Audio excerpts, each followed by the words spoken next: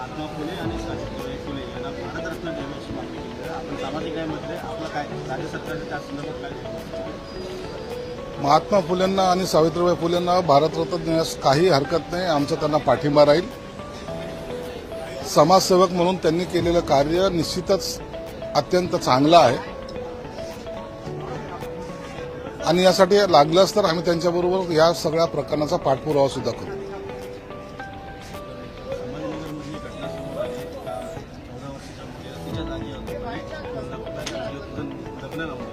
ही मुलगी पोलिसांसमोर जबाब देखील देते, माझ्यासमोरच ही पैशाची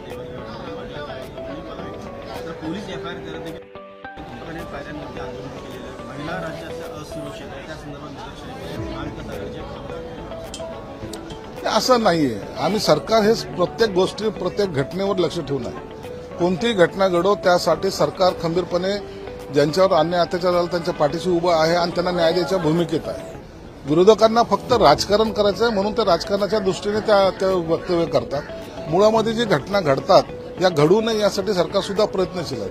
अनेक ठिकाणी आता सीसीटीव्ही कॅमेरा लावण्यात आलेले आहेत, पोलीस बंदोबस्त वाढवण्यात आलेला आहे, पोलिसांना सक्त सूचना देण्यात आलेल्या आहेत। असे जे कोणीही आरोपी असेल तात्काळ त्यांना अटक करण्याची सूचना सुद्धा देण्यात आलेल्या आहेत आणि पोलीस आपलं कर्तव्य पार पडतात। परंतु त्यांचा विरोधकांना त्यांचा अजेंडा हा राजकीयच असल्यामुळं प्रत्येक वेळेला त्याचं भांडवल ते करतात। म्हणून आम्हाला त्या विरोधकाच्या बोलण्याचं एवढं गांभीर्याने आम्ही घेत नाही, पण घडलेल्या घटना ह्या सर्व गांभीर्याने घेऊन त्याच्यावर आम्ही उपाययोजना करत आहोत। सर, विधान परिषदेच्या निवडणुका होऊन घातलेल्या आहेत। 5 जागांसाठी शिवसेनेच्या वाट्याला 1 जागा आहे। शिवसेना असेल, राष्ट्रवादी असेल, प्रत्येकी एका जागेसाठी रस्सीखेच मोठ्या प्रमाणात आहे आणि नाही, रस्सीखेची होणारच आहे कारण की अनेक जण इच्छुक आहेत आणि संख्याबळ पाहता 45चा एक कोठा असतो, त्या 45चा किंवा 50चा जो काही कोठा असेल त्या अनुषंगानं एक उमेदवार जातोय।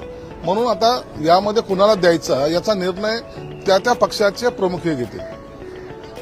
सर, अनिल परब यांनी काल विधान परिषदेमध्ये ज्या पद्धतीचं विधान केलेलं आहे, एकतर ज्या यंत्रणा आहेत त्यांची तुलना औरंगजेबाशी केली, दुसरीकडे स्वतःची तुलना ही संभाजी महाराजांशी केली, असा थेट आरोप भाजपचा आहे। आज पायऱ्यांवरती सत्ताधाऱ्यांनी आंदोलन पण केलं, निलंबनाची मागणी। अनिल परबांनी स्वतःची तुलना संभाजी महाराज बरोबर करावी एवढे मोठे ते आहेत का?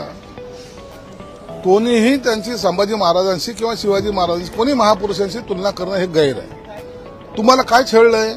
तुमचे नख काढलेत, तुमचे डोळे काढलेत, काय छळलंय? काय एखाद्या ईडीने एखादी नोटीस पाठवली त्याला उत्तर देणं तुमचं काम आहे। या सरकारी यंत्रणा ज्या आहेत या प्रत्येकाला नोटीस देतात। शरद पवार साहेबाला सुद्धा नोटीस दिली होती, काय झालं त्याचं? राज साहेबाला दिली होती, त्यांनी तर असं वक्तव्य केले नाहीत। परंतु यांना काही कारवाई करायची म्हणलं की ताबडतोब आम्हाला हे औरंगजेब आहेत, हे असे आहेत, ते तसे आहेत, हे बोलणं चुकीचं आहे।